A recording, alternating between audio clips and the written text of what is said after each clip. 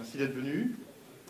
Ce que je vous propose aujourd'hui, c'est une présentation sur la façon de déployer une application sur un cluster avec Docker Swarm, en particulier avec les nouvelles fonctionnalités de Docker 1.12. Alors déjà, ce qui m'intéresse, c'est savoir qui utilise Docker ici dans la salle. C'est bizarre, cette salle comme ça, double. Alors, cette présentation se veut assez simple, elle va être assez basique, mais j'espère quand même qu'elle va vous apprendre des petites choses et puis surtout qu'elle va vous montrer que finalement, si la présentation est simple, a priori il y a des chances que ce soit simple aussi dans la vraie vie. Ce n'est pas toujours le cas, parfois on fait des petits artifices pendant la présentation, mais là on va essayer de faire des choses réelles que vous pouvez être amené à faire dans la vraie vie. L'idée c'est que je vais vous présenter une application, une petite application web qui est plus un jeu. L'idée c'est que je suis parti d'un jeu réel qui s'appelle le Calabrexki. Je ne sais pas si vous connaissez. C'est un jeu qui a été inventé par les surréalistes en 1925. Et l'idée, c'est vous prenez un petit papier, vous écrivez un mot, vous fermez le papier, vous passez à un voisin, il va écrire un verbe, un adjectif, etc. On va passer le papier et à la fin, on a une phrase aléatoire, parfois poétique, souvent n'importe quoi. Et je me suis dit, tiens, je vais faire une application web qui fait exactement ça.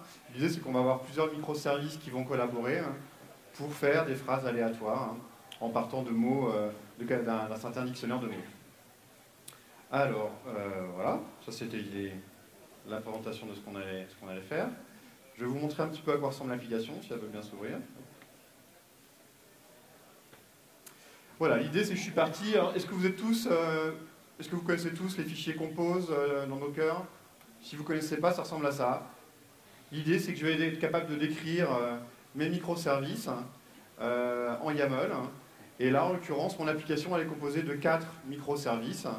On voit bien les noms ici. Il y a une partie web qui va être en frontale, qui va s'occuper de servir des ressources statiques, du CSS, du JavaScript, des choses assez basiques. Ici, on a un composant qui est écrit en Go, qu'on va appeler Words Dispatcher. On va donner un nom plus court ici, on l'a appelé Words. Et puis on a un composant en Java, où là, c'est vraiment le cœur de métier de notre application. C'est elle qui va être capable d'aller prendre des mots dans la base de données, au hasard, et puis de répondre avec une API REST. Alors par exemple, je vais lui demander un nom, je vais lui demander un adjectif, je vais lui demander un verbe, et cet objet-là, ce microservice va me répondre. Et comment il va trouver les mots? En fait, il va aller se connecter à une base de données, MongoDB, dans lequel j'ai une série de noms, adjectifs et de verbes. Et donc là, ce microservice va se connecter à la base, il va être requêté par cet autre microservice, qui lui-même va être requêté par la partie web. Et à la fin, si ça marche, on devrait avoir notre petite phrase aléatoire. Chacun de ces composants, en fait, il est décrit aussi dans un de mes répertoires ici. Là, je décris vraiment comment je vais assembler les composants entre eux, mais chaque composant, il est décrit ici dans un répertoire avec des sources et puis un Dockerfile. Ici, voilà, c'est mon composant web, c'est du Nginx avec une configuration particulière. Ici, j'ai mon composant Words Dispatcher, c'est du Go avec, pareil, un Dockerfile qui décrit mon container. Ici, j'ai un composant Words Java, c'est du Java avec les 15 niveaux d'arborescence, et puis un Dockerfile un peu plus compliqué qui décrit comment créer un conteneur qui va servir une API REST. Alors on va fermer tout ça. Et puis on va essayer de voir un peu si ça, déjà ce que ça donne si on lance l'application.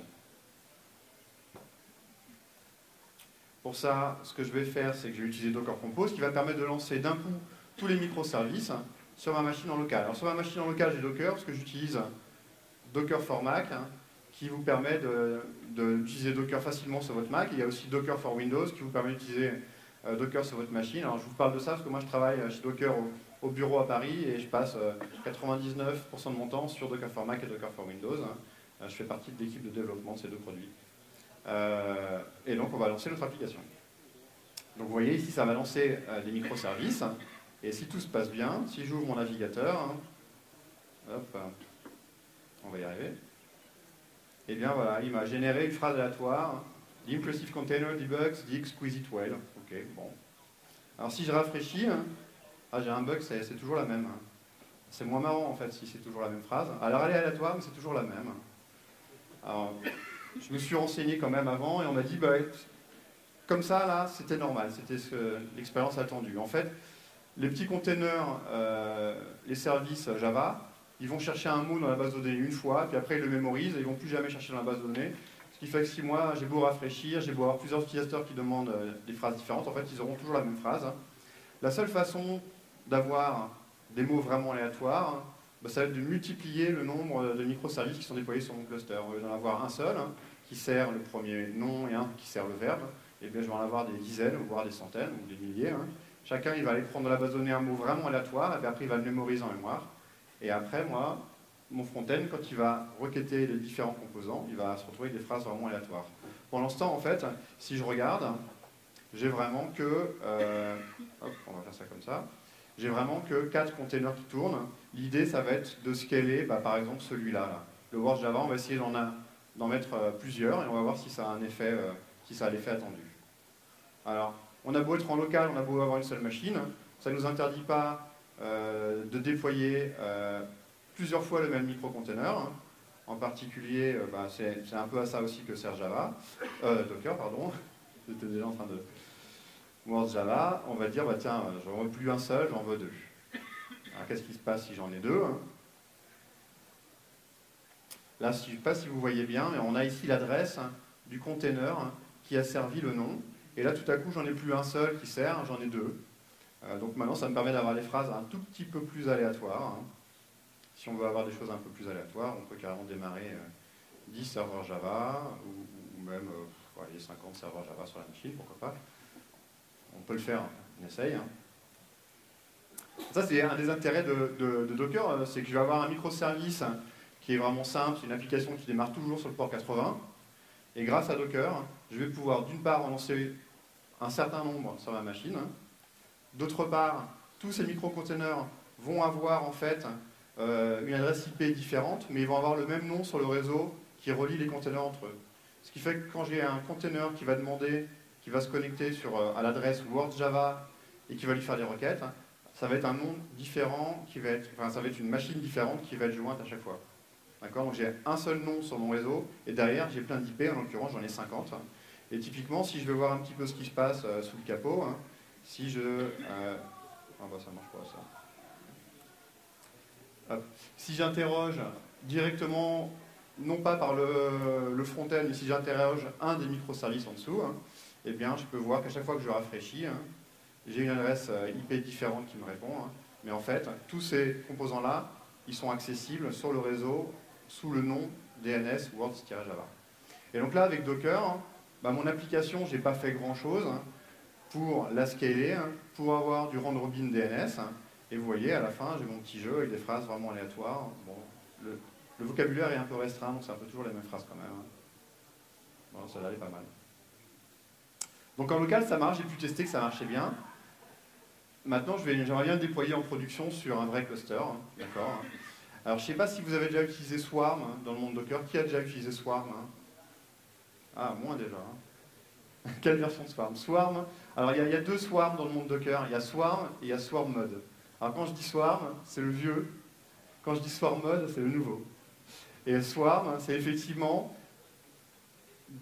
c'était des containers qui permettaient de fédérer un ensemble de machines qui chacune avait Docker qui tournait sur la machine pour en faire un cluster. Et puis depuis la version 1.12, on a le mode Swarm, le Swarm Mode, qui permet en fait d'avoir nativement, directement, de fédérer directement plusieurs nœuds qui ont Docker. Alors ça vient avec des avantages et des inconvénients. Je vais vous montrer un petit peu les deux. Les avantages, c'est quelqu'un qui veut installer un cluster avec Swarm, eh bien c'est beaucoup plus rapide, vous allez voir, c'est très facile. Les inconvénients, c'est que toute la toolchain Docker n'est pas encore complètement adaptée à ces nouvelles fonctionnalités. Les outils concurrents ou partenaires ne sont pas forcément non plus toujours adaptés, donc ça amène un petit peu de friction. Je vais vous montrer en tout cas un pass qui lui marche, qui fonctionne bien. Voilà. Mais pour ça, j'ai besoin d'un cluster. Ce que je vous propose, c'est qu'on va en déployer un sur le cloud de Google, pourquoi pas. Donc ici, j'ai déjà créé une machine qui va jouer le rôle de manager en fait, sur mon cluster. Celle-là, j'ai déjà faite, j'ai déjà configuré. J'ai lancé une petite commande dessus qui est, je vais vous la montrer, elle est là. Ce qui est intéressant surtout, voilà, en gros, j'ai lancé Docker Swarm Init sur la machine. Et Docker Swarm Init, à partir du moment où j'ai fait ça sur ma machine, ça a élu la machine comme faisant partie d'un swarm, donc d'un cluster, comme étant le manager principal de ce cluster, et maintenant elle est en attente de nouvelles machines qui vont venir se greffer. Et les nouvelles machines, comment elles vont venir se greffer? Tout simplement en faisant un docker swarm join, et en donnant l'adresse de mon manager, et en donnant un token privé qui a été généré la première fois, qui va faire que petit à petit, les machines elles vont se fédérer entre elles et faire un seul et même cluster. Alors, ce que j'ai fait pour faire ça, je me suis dit, tiens, bon, on va sortir un petit peu du monde de Docker. On va créer un template de machine sur mon cloud. Alors, j'ai créé un template de machine que j'ai appelé Swarm Node. Je voudrais en avoir plein. Et j'ai dit, voilà, c'était des machines qui avaient un processeur, qui avaient une adresse IP, qui étaient préemptibles. Alors, préemptible chez Google, ça veut dire que la machine, au maximum, elle va vivre 24 heures. Et on peut même me l'enlever assez rapidement dans la journée, au bout d'une heure, au bout de 10 minutes, on peut me l'enlever. C'est pas grave, moi j'ai un cluster, donc ces machines-là, quand elles vont mourir, elles vont se recréer, et mes conteneurs, ils vont se rebalancer sur d'autres machines. Donc je me dis, tiens, je vais payer moins cher, et je vais avoir le même niveau de service, ça a l'air sympa. Chaque machine, quand elle va démarrer, elle va faire ce petit truc-là, je vous en ai parlé, Docker Swarm Join. Ça, c'est l'adresse de mon manager, que je vous ai montré tout à l'heure. Ça, c'est le token secret qui permet au manager de dire oui, c'est bon, cette machine, elle a le petit token secret, donc elle a le droit de se connecter au cluster. Et donc les machines, quand elles vont démarrer, elles vont faire ça automatiquement. Et donc on va essayer de faire ça, soyons fous. Faisons un groupe de machines qui va utiliser ce modèle Swarm Node, donc on va appeler ça un Swarm. Donc là, je ne suis pas du tout dans le monde Docker, donc si vous voulez faire ça sur Amazon, sur Azure ou ailleurs, vous faites avec les outils que vous savez utiliser. L'idée, c'est que Docker ne vienne pas vous embêter. Voilà, donc ici, j'ai défini que j'avais un nombre d'instances, une seule instance. Et on y va, on va créer ça. Donc j'instancie mon groupe de machines. Et donc normalement, si tout se passe bien, il va créer une machine. Quand elle va démarrer, elle va se rejoindre au Swarm.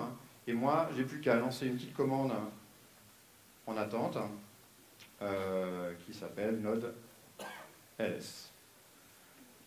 Voilà, super. Alors il faut d'abord que je pointe sur mon manager, que j'ai appelé, je ne sais plus. J'ai appelé Demo Master. Okay.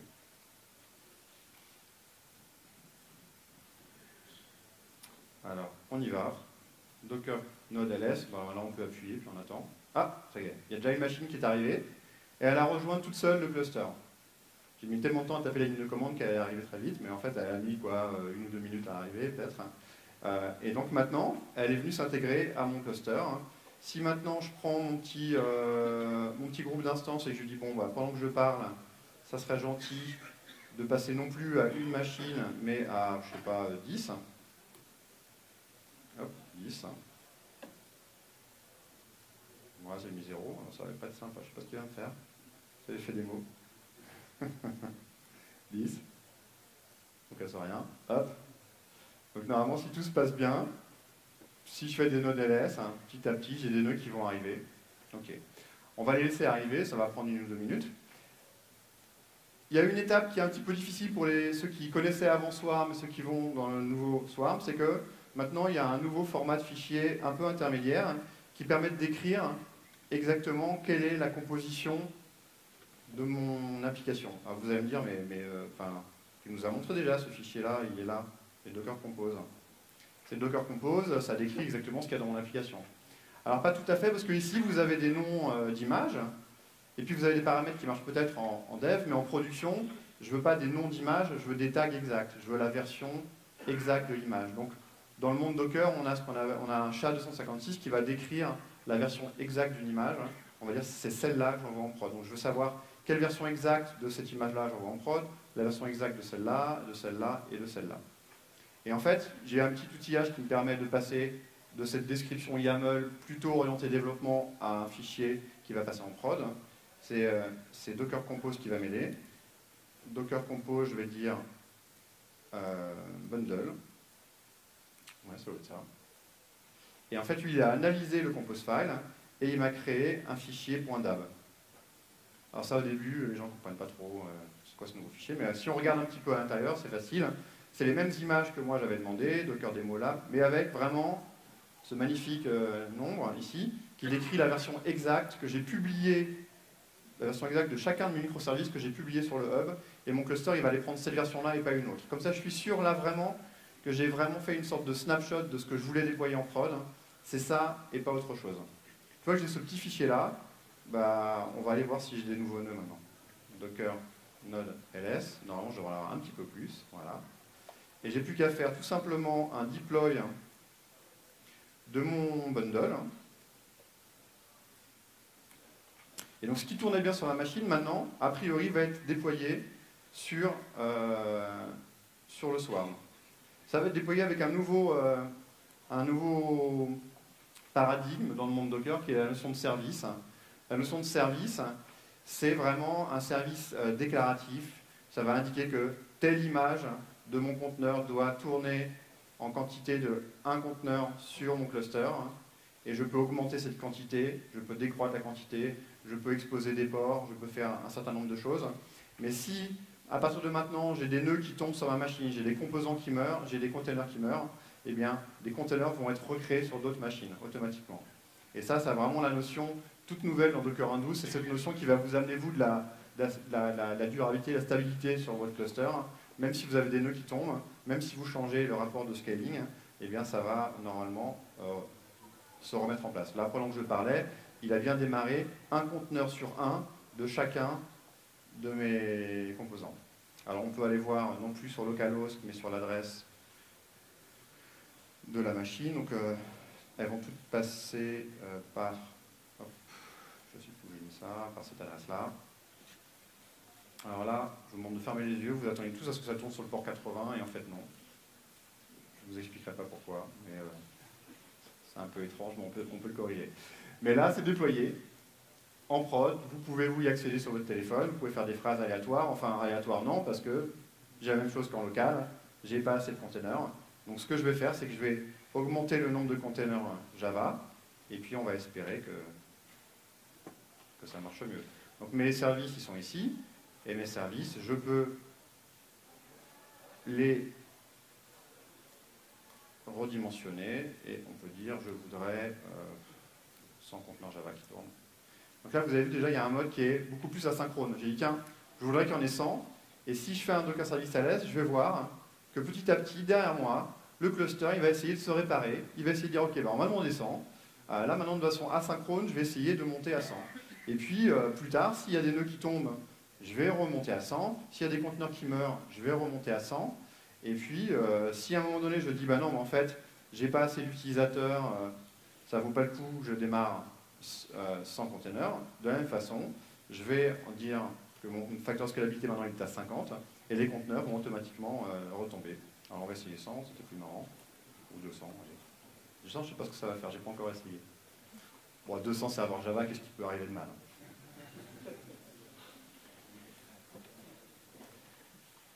Hop. Voilà.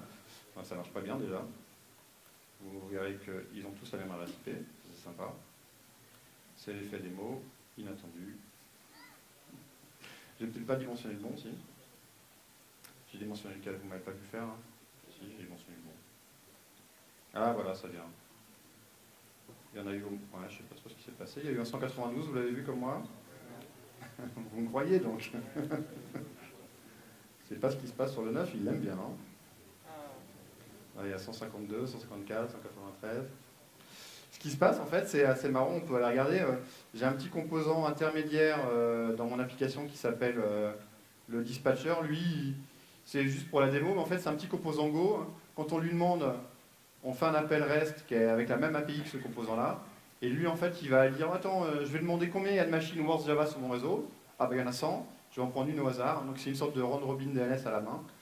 Si on regarde les logs de ce composant, on verra dire, ben voilà, il y a 100 machines. Il n'a pas l'air d'être très au courant qu'il y en a 100. Hein. Ouais, le 9, il est sympa. Le 9, il aime beaucoup. Hein. Voilà, 53. Bon, j'ai aucune explication à ce principe. Je vais y réfléchir plus tard. Je pense que 9, c'est le master, donc il va y avoir beaucoup de nœuds qui tournent sur le master, sans doute. Ça doit être bien ça. Alors, si c'est ça le problème, on va en mettre un peu plus. Hein. Peut-être que comme ça va marcher. Voilà. Et donc l'idée c'est que avec ce mode Swarm, vous gagnez comme ça de la résilience sur vos clusters, vous gagnez la possibilité de décrire les services, et puis d'avoir un cluster qui toujours essaie de réconcilier ce qu'on lui a demandé avec la réalité du terrain. Je ne sais pas si on va voir les nœuds, si on va avoir la chance que Google m'ait enlevé des nœuds pendant ma démo. Ah, on a de la chance, ils m'ont enlevé des nœuds pendant la démo. Ils m'ont dit non mais attends, celle-là elle est préemptive, donc il y a quelqu'un qui a besoin de machines et il en a besoin maintenant, donc il me les a enlevés. Hein. Et puis, bah, je sais pas, 1, 2, 3, 4, 5, 6, 7, 8, 9. Donc il y en a quand même 9 alors qu'il y en a 3 qui sont tombés, donc il y a un certain temps qui est en train de remonter. Hein. Donc en fait, là, le mécanisme de Google, lui, a recréé des nœuds. Et moi, mon cluster, il a juste dit, bah, tiens, il y a des nouveaux nœuds qui sont disponibles, je vais mettre des containers dessus. Hein. Ça va se faire normalement de façon totalement transparente. Hein. L'idée, c'est que j'ai vraiment combiné ce qui est bien dans ma techno cloud, dans mon provider, que ce soit Amazon, Google, Azure, Clever Cloud, j'aime bien ce qu'ils font. J'aime bien la façon dont ils gèrent les machines. Donc je vais utiliser ce qu'eux, ils savent bien faire. Et puis moi, après, je vais déployer un cluster dessus. Hein. Vous avez vu finalement le cluster, vraiment, le secret du cluster, hein, c'était cette ligne-là. Hein. Quand une machine démarre, elle fait ça. Une fois que vous avez fait ça, vous avez un cluster qui fonctionne. Alors qui fonctionne, il y a encore des bugs. La 1.12, elle est sortie il n'y a pas si longtemps. C'était un énorme effort d'améliorer la situation de l'orchestration dans le monde Docker. Et ça ne vient pas sans heurts. Il y a des petits sourires là-bas. Mais ouais. Comment ouais, la version Docker Code, alors on n'est plus à Docker Code, maintenant elle est quand même plus stabilisée, hein, mais il est vrai que cette version elle a été sortie un peu vite. Hein. Ouais, c'est comme ça arrive, c'est le logiciel. Maintenant, vous pouvez l'utiliser, ça vous amène vraiment des nouveaux concepts, vraiment assez agréables. Allez, on va voir si ça marche mieux maintenant, je sais pas, ou si c'est toujours la 9 qui gagne. Oui, ça va mieux déjà. Je pense qu'il y a des nœuds qui commencent à tomber. De la même façon, dans les versions à venir, la 1.13, on va améliorer la partie scheduling des conteneurs sur les nœuds. Là, en l'occurrence, je crois que ce qu'il a fait en gros, c'est qu'il a dit bah, la machine elle est costaud, on y va. On lui en met plein des conteneurs à la 9, hein, avant de disperser les conteneurs sur les autres machines. Donc j'avais beau avoir 10 machines sur mon cluster, il a commencé à remplir au taquet une des machines. Il s'est dit bah, pourquoi pas, on m'a jamais dit le contraire. Hein. Dans certains use cases, c'est intéressant, dans d'autres, non. Là, dans mon use case, c'était pas très intéressant vraiment. Ça avait le même résultat fonctionnel, mais j'aurais préféré distribuer. Alors dans la version 1.13, on travaille beaucoup sur cette notion de scheduling beaucoup plus fin, beaucoup plus pointu, beaucoup plus configurable. On pourra dire, voilà, par nœud, dans mon service, je veux un maximum de temps de containers par nœud, ou un minimum de temps par nœud. Ça vous permettra comme ça d'avoir des containers beaucoup plus distribués, et donc d'avoir une architecture plus tolérante à la panne. Voilà, c'est à peu près tout ce que je voulais vous montrer. Finalement, c'est assez rapide. Parce que ce qu'il faut retenir quand même avec le mode Swarm, c'est que créer un cluster de machines, c'est aussi simple que de faire Docker Swarm init, Docker Swarm join, et hop, vous êtes en réseau. C'est facile. Les outils comme Docker Compose vous accompagnent dans l'utilisation du mode Swarm. Ça va sans doute s'améliorer encore dans le futur. Mais déjà maintenant, c'est... Franchement, moi, j'en ai fait des démos comme ça, Swarm d'avant et Swarm maintenant. Pour moi, il n'y a aucune comparaison. Hein. Même dans mon architecture applicative, là il y a un petit composant, le dispatcher en Go, qui fait du load balancing round robin. En fait, je pourrais l'enlever parce que maintenant ça s'est fait directement par le Swarm. Et donc en plus d'avoir une architecture plus fiable, plus solide, je vais pouvoir aussi avoir une architecture plus simple. Donc ça, c'est encore une des choses qu'on va gagner. Est-ce que vous avez des questions? La 1.13, elle sort quand? J'aimerais bien savoir. En fait, la 1.13, on était sur un cycle de release d'à peu près 9 semaines chez Docker. Hein. Il semble que la 1.13, qui était prévue là, en ce moment, bientôt, bah, elle soit un peu reculée. Et je ne saurais pas dire quand. Ouais. Juste, toujours dans la comparaison de l'ancienne version Swarm et la nouvelle, j'ai bien vu l'histoire des DAB, mais moi, ce qui me chiffonne, je ne sais pas encore faire, c'est la gestion des volumes et la gestion du network. Oui. Alors ça, la gestion des volumes, c'est ce que tout le monde nous demande. Alors voilà, c'est tout le monde nous dit vous allez trop vite, et puis après on nous dit ah oui, mais j'en voudrais encore plus. Et les volumes, en fait, c'est encore un des problèmes complexes avec Docker. Comment je répartis mes données sur mon cluster? C'est bien de répartir les traitements, mais comment je répartis mes données? À Berlin, en ce moment, il y a un événement Docker Summit. Hein. Il y a une démo qui a été faite d'un plugin, d'un outil qui s'appelle Infinite. Vous pouvez regarder, c'est un système de stockage distribué, résilient, tolérant à la panne, crypté de bout en bout. Aucun élément n'est différent des autres éléments. Et en fait, ils ont créé un plugin de volume Docker qui supporte leur technologie en dessous. Et l'idée, c'est qu'ensuite, que vous ayez un cluster avec une machine ou 1000 machines, vous pouvez aussi stocker des fichiers, lire des fichiers répartis de façon transparente. Après, il y a toujours des limitations dans la vraie vie, mais voilà. Merci. D'autres questions? Ouais. Comment on scale le manager? Comment on scale le manager? Eh ben, en fait, ici, ce qui s'est passé, c'est que moi, j'en ai créé qu'un seul, manager. Mais on peut promouvoir en fait un worker en manager. Donc je ne l'ai pas fait, donc on va essayer de le faire, pourquoi pas. On va promouvoir, on va essayer qu'il ne tombe pas trop celui-là. Ouais. Tac. C'était dur. Et donc là je viens de promouvoir un manager, et à partir de ce moment-là, ils vont commencer à s'équilibrer, à se répartir la charge. Les workers vont aussi, à ce moment-là, pas toujours parler au même manager, etc. Et donc, je peux avoir comme ça 3, 5, 7 managers pour que mon cluster soit plus résilient aux pannes. Donc, ils sont au courant qu'un nouveau manager... Oui, ils sont au courant, en fait. Les managers sont au courant. Là, ils commencent à se rendre compte voilà, qu'il y a un autre manager. Il est bien atteignable par l'autre. Et ça se fait de façon complètement transparente. Je peux à tout moment enlever un nœud.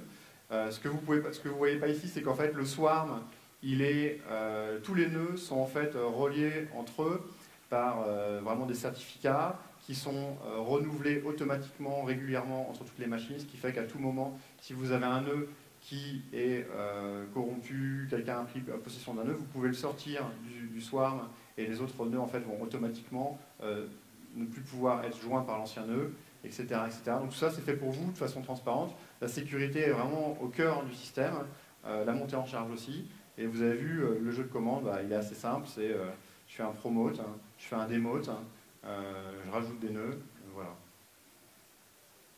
Une question, hein? Oui. En termes de consommation réseau, oui. Ça consomme beaucoup pour que tout soit en local, les machines, ou on peut envisager des machines réparties sur des data centers? Alors, en consommation réseau, est-ce que ça consomme beaucoup? Alors, on essaie de tout faire pour que ça ne consomme pas trop. Alors, ça consomme déjà ce que vos composants consomment, ça on ne peut pas faire grand-chose. Après, sur la synchronisation, on essaie que ça ne consomme pas beaucoup.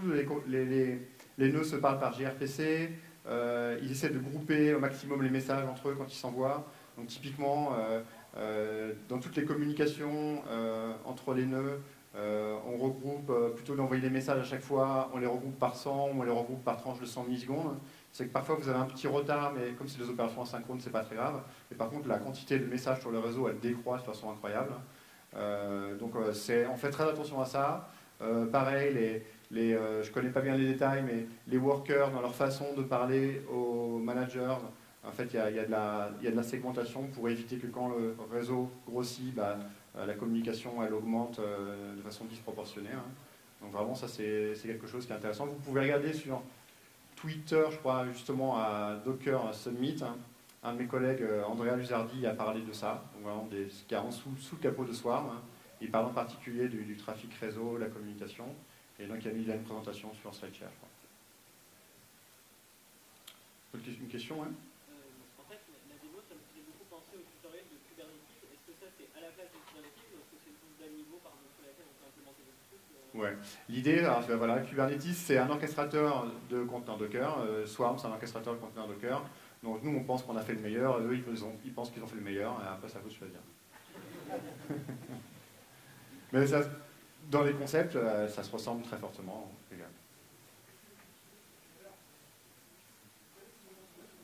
Oui.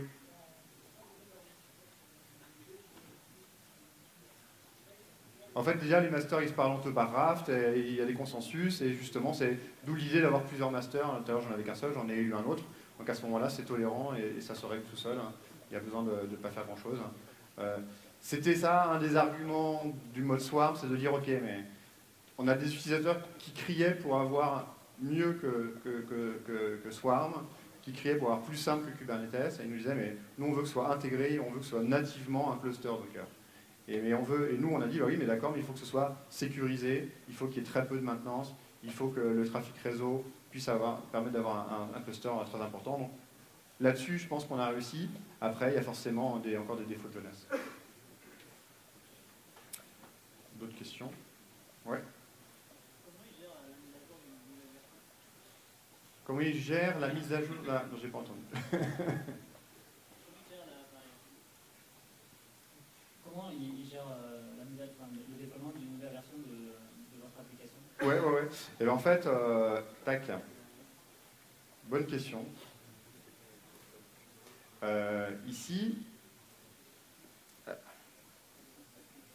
Ici, en fait, oui, il n'y a pas assez de nœuds là pour scheduler tout. Là. Il est au taquet. D'ailleurs, on va lui faire ça parce que sinon, ça va le calmer un petit peu, le cluster. En fait, je peux à tout moment mettre à jour mes services. Et donc, je peux changer à tout moment, rajouter des contraintes. Par exemple, je vais dire, non, mais maintenant, les services, ils doivent tourner que sur des machines qui ont plus de 2 gigas de mémoire. Et donc, moi, j'ai labellisé mes mémoires, ma machine, et donc, je peux changer les contraintes, et automatiquement, les conteneurs vont mourir et se recréer sur les bons nœuds. De la même façon, je peux changer l'image. Donc là, vous avez vu, j'ai mis l'image avec le SHA-256 exact de la version de mon application. Maintenant, j'ai plus qu'à, en dev, travailler sur une nouvelle version, la republier sur le hub, récupérer l'image identifiant et changer mon service en disant voilà update words-java image, et puis ici je mets le SHA-256, voilà le nom exact de mon image, et automatiquement il va commencer à faire du rolling update sur tout le cluster sans que j'ai besoin de faire grand chose. Il y a des paramètres ici de rolling update pour savoir à tout moment à quelle vitesse en fait je vais faire tomber les conteneurs, à quel moment je vais les faire remonter, et petit à petit l'application va être mise à jour. Ça c'est complètement en une ligne, en fait on change l'image sur tout le cluster. C'est fini, on me dit que c'est fini, on me fait comme ça, donc je pense que c'est fini. Merci beaucoup. Si vous voulez savoir comment faire ça en pratique, en vrai... Ah bah non, je ne sais pas si vous pouvez en fait, il y a une information qui commence juste après, mais je pense qu'il fallait être inscrit avant, désolé. Merci à tous.